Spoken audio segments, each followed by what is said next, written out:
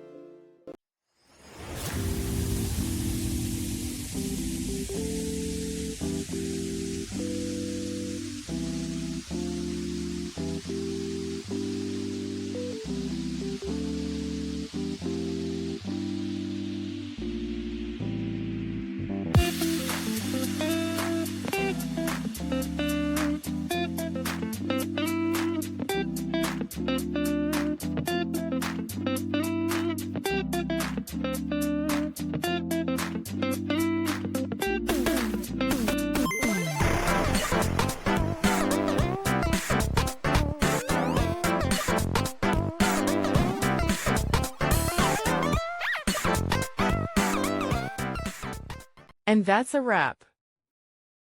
I hope you found the answer you were looking for. If you did, take a second to hit that subscribe button. It really helps out. And let me know in the comments which solution worked best for you. See you next time in the debug zone.